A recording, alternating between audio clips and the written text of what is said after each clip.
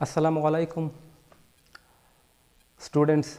इससे पहले वाले लेक्चर में हमने फोर्स एंड इंटरेक्शंस के बारे में पढ़ा था और आज हम पढ़ेंगे सुपरपोजिशन ऑफ फोर्सेस के बारे में। तो इंट्रोडक्शन में हम एक छोटा सा एग्जांपल लेते हैं।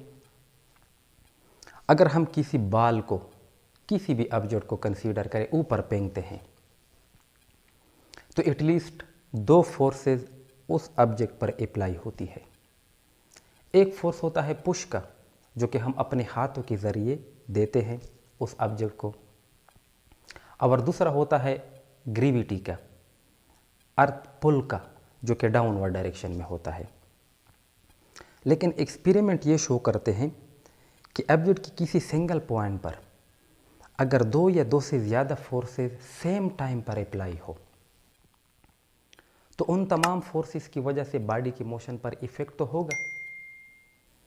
अब उन तमाम फोर्सेस की वजह से जो बॉडी के मोशन पर इफ़ेक्ट पैदा होता है, उस इफ़ेक्ट को हम किसी सिंगल फोर्स की इफ़ेक्ट से रिप्लेस कर सकते हैं। लेकिन कंडीशन ये है कि वो सिंगल फोर्स उन तमाम फोर्सेस के वेक्टर सम के बराबर होगा। कैसे? ये एक बॉडी लेते हैं। बॉडी में ये एक पॉइंट है। इस पॉइंट पर सपोज दो फोर्सेस अप्लाई हो रहे हैं। एक है F1 और दूसरा फोर्स हम लेते हैं F2 का, और इस पॉइंट को हम रिप्रेजेंट करते हैं O से। अब जब दोनों फोर्सेस सिमल्टेनियसली इस बॉडी पर, इस पॉइंट O पर अप्लाई हो रहे हैं, तो इन दोनों फोर्सेस की वजह से इस बॉडी की मोशन पर इसका इफ़ेक्ट होगा। अब इस इफ़ेक्ट को हम रिप्लेस कर सकते हैं किसी सिंगल फोर्स से। वो सिंगल फोर्स हम मानते हैं R से रिप्रेजेंट किया। तो ये R का जो इफ़ेक्ट होगा ये इन दोनों फोर्सेस की इफ़ेक्ट के बराबर होगा। लेकिन कंडीशन क्या है कि ये सिंगल फोर्स जो है वेक्टर R, ये इन दोनों इंडिविजुअल फोर्सेस के वेक्टर सम के बराबर होगा। दो फोर्सेस बॉडी पॉइंट O पर अप्लाई हो रहे हैं। इन दोनों फोर्सेस की वजह से इस बॉडी के मोशन पर इफ़ेक्ट पैदा होगा। अब ये इफ़ेक्ट बराबर होता है इस सिंगल फोर्स की इफ़ेक्ट के, जो कि इसी पॉइंट पर अप्लाई हो रहा है। अगर कंडीशन क्या है, अगर ये सिंगल फोर्स R इन दोनों फोर्सेस के वेक्टर सम के बराबर हो। तो स्टूडेंट्स, ये एक्सपेरिमेंटल डिस्कवरी के मुताबिक कम्बिनेशन ऑफ फोर्सेस जो है, जिसमें हम वेक्टर्स एडिशन के ज़रिए फोर्सेस को कंबाइन करते हैं, ये बहुत इम्पॉर्टेंट है। और इसी इम्पॉर्टेंस की बिना पर इसी फैक्ट को हम थ्रू आउट अपनी स्टडी में फिज़िक्स के अंदर इस्तेमाल कर रहे हैं। यानी हम किसी सिंगल फोर्स को उसके वेक्टर में, कंपोनेंट में रिप्लेस कर सकते हैं, या कंपोनेंट को हम रिप्लेस कर सकते हैं किसी सिंगल फोर्स से। अब इसका एग्जाम्पल क्या है, हम किस तरह किसी वेक्टर को रिप्लेस कर सकते हैं उसके कंपोनेंट वेक्टर से। तो इसके लिए हम एक एग्जाम्पल लेते हैं। वो एग्जाम्पल ये है कि बॉडी को लेते हैं, इस पॉइंट पर पॉइंट A से रिप्रेजेंट करते हैं। एक फोर्स अप्लाई है,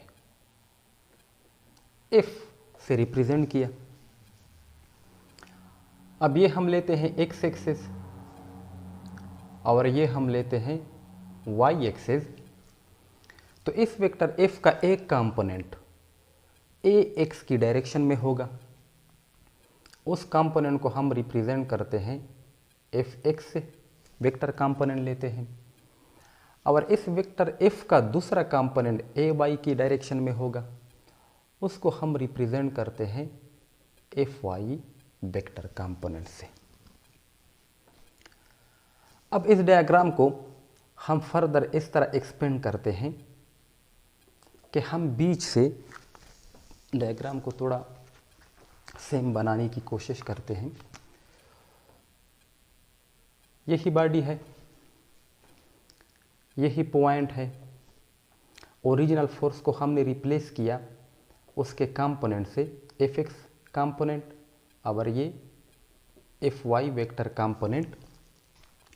तो सुपरपोजिशन ऑफ फोर्सेस के मुताबिक ये जो दो फोर्सेस हैं, इन दोनों फोर्सेस की वजह से जो इफ़ेक्ट होगा, ये इफ़ेक्ट बराबर होगा, सेम होगा उस इफ़ेक्ट के जो कि ओरिजिनल फोर्स वेक्टर एफ का इसी पॉइंट ए पर होता है।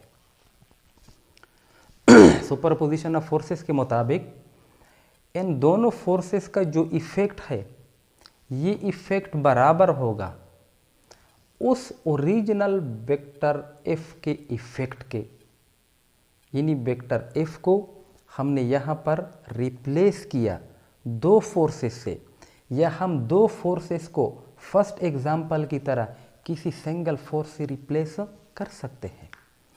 तो यहाँ पर वेक्टर एफ का जो इफ़ेक्ट है और यहाँ पर वेक्टर एफ के ये जो दो कंपोनेंट है, इन दोनों का जो इफ़ेक्ट है ये आपस में क्या है, बराबर है।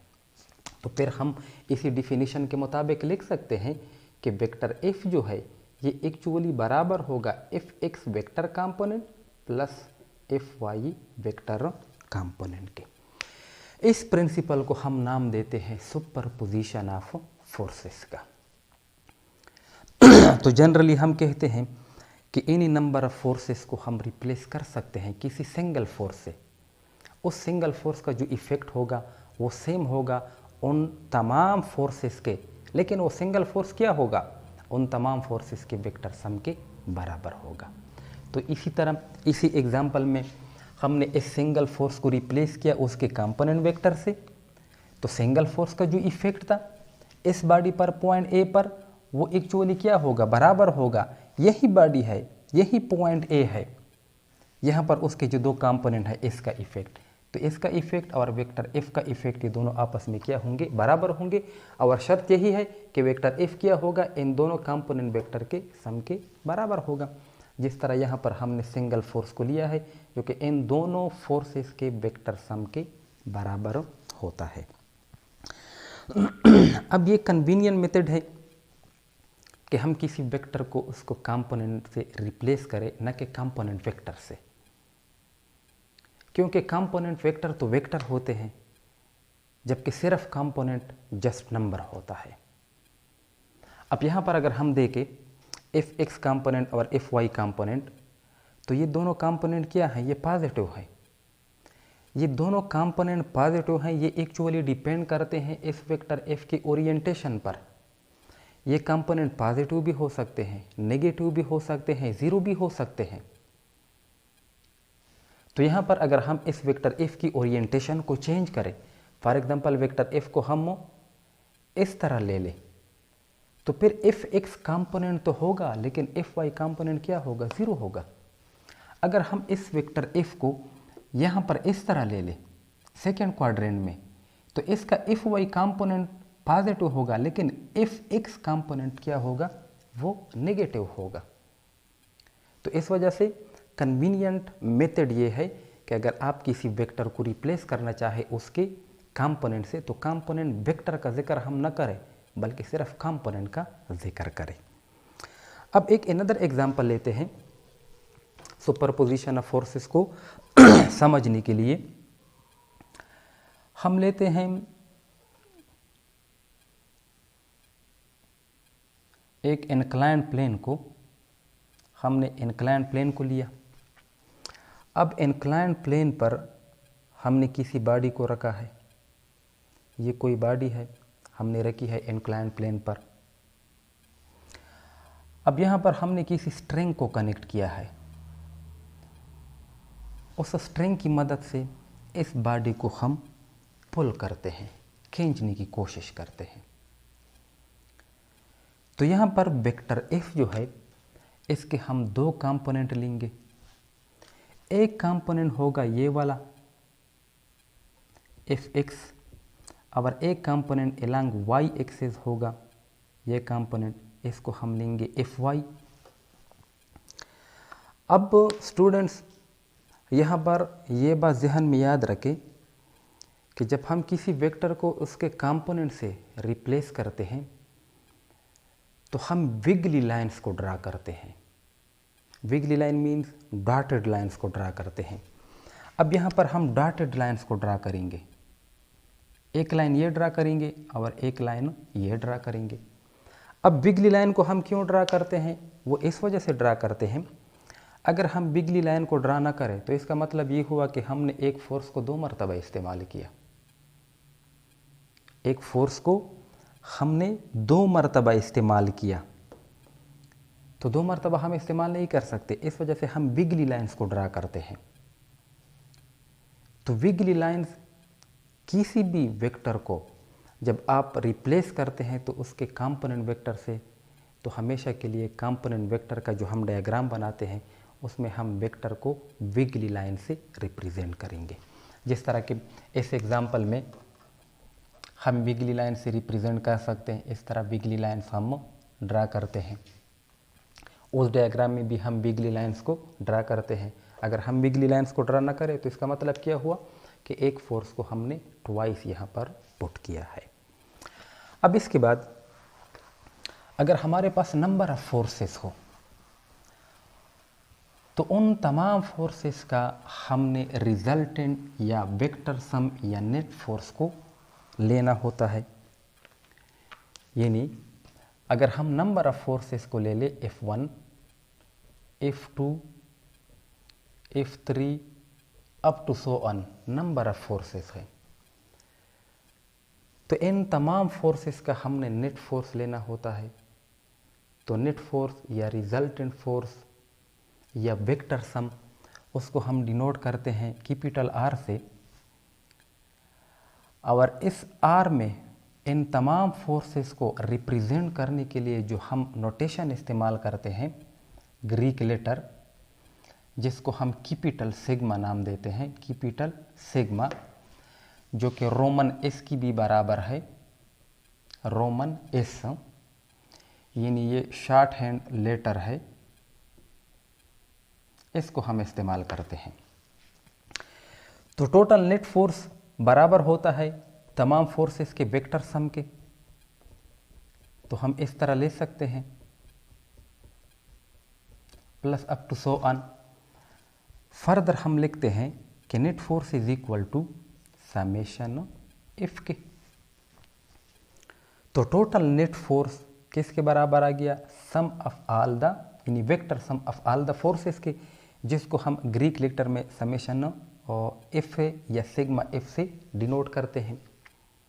अब अगर हम कंपोनेंट की बात करें, अगर हम कंपोनेंट की बात करें, यानी हम 2 डायमेंशन का जिक्र करें, तो 2 डायमेंशन में फोर्स के 2 कंपोनेंट, हॉरिजॉन्टल और वर्टिकल। तो इसी तरह जो हमने नेट फोर्स लिया है उसकी भी 2 कंपोनेंट होंगे। एक कंपोनेंट हम लेते हैं आर एक्स का, जो कि बराबर होगा समेशन एफ एक्स के या सिग्मा एफ एक्स के, और दूसरा कंपोनेंट हम लेंगे आर वाई का, जो कि बराबर होगा सिग्मा एफ वाई के। अब अगर हमें कंपोनेंट मालूम हो तो हम नेट फोर्स या रिजल्टेंट फोर्स या वेक्टर सम का मैग्नीट्यूड मालूम कर सकते हैं। तो ऑलरेडी पहले लेक्चर में हमने मैग्नीट्यूड का रिलेशन आप लोगों को दिया था। तो उस रिलेशन के मुताबिक हम नेट फोर्स के मैग्नीट्यूड को मालूम कर सकते हैं, जो कि बराबर होगा R X square plus R Y square under the root के। ये अगर हम वेक्टर एफ के कंपोनेंट ले 2 डायमेंशन में। अब अगर हम 3 डायमेंशन की बात करें तो हम फोर्स के एक तीसरे कंपोनेंट को ऐड करते हैं। उस तीसरे कंपोनेंट को फिर हम नाम देंगे आर जेड का, और वो बराबर होगा सिग्मा एफ जेड के। अब अगर हम रिजल्टेंट या नेट फोर्स का मैग्नीट्यूड मालूम करना चाहे तो यहाँ पर हम आर जेड स्क्वायर को अंडर रूट में ऐड करते हैं।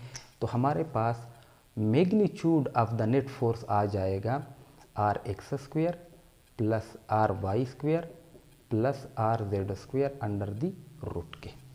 तो इसी तरह 3 डायमेंशन में हम नेट फोर्स या रिजल्टेंट फोर्स या वेक्टर सम के मैग्नीट्यूड को मालूम कर सकते हैं। अब इसके बाद ये जो नेट फोर्स होता है ये हॉरिजॉन्टल के साथ अगर हम 2 डायमेंशन की बात करें, ये एक्स एक्सिस और ये वाई एक्सिस, सपोज ये हमारे पास नेट फोर्स है। ये नेट फोर्स एंगल बनाता है किसके साथ? एक्स एक्सिस के साथ, थीटा। अब अगर इस एंगल को हमने मालूम करनी हो तो इसके लिए हमारे पास रिलेशन है टेन थीटा का, जो कि बराबर है R Y divided by R X के। तो इस रिलेशन के थ्रू हम इस एंगल थीटा को भी मालूम कर सकते हैं। अब आर एक्स और आर वाई ये पॉजिटिव भी हो सकता है, नेगेटिव भी हो सकता है, और थीटा की कीमत जो है ये हमेशा के लिए इन्हीं ऑफ द 4 क्वाड्रेंट में होगी। या थीटा की वैल्यू फर्स्ट क्वाड्रेंट में, या सेकेंड क्वाड्रेंट में, या थर्ड क्वाड्रेंट में, या फोर्थ क्वाड्रेंट में। तो स्टूडेंट्स, ये था सुपरपोजिशन ऑफ फोर्सेस का इंट्रोडक्शन, एक्सप्लेनेशन। अगर वीडियो अच्छी लगी हो तो प्लीज़ लाइक कीजिए, कमेंट कीजिए। आप कमेंट में क्वेश्चन को पूछ सकते हैं, मैं कोशिश करूँगा कि सब स्टूडेंट्स को मैं रिप्लाई दे सकूं। तो अपने दोस्तों के साथ भी शेयर कीजिए। मिलते हैं नेक्स्ट टॉपिक के साथ, नेक्स्ट वीडियो के साथ। तब तक के लिए अल्लाह हाफिज़।